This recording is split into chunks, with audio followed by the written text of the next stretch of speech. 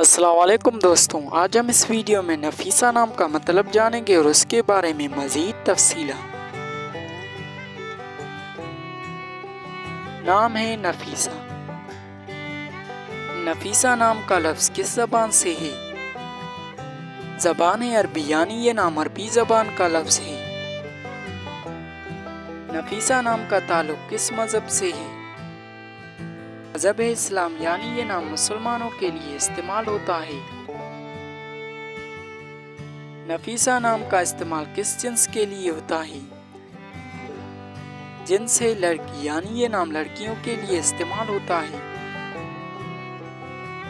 نفیسہ نام کے حروف کی تعداد کیا ہے؟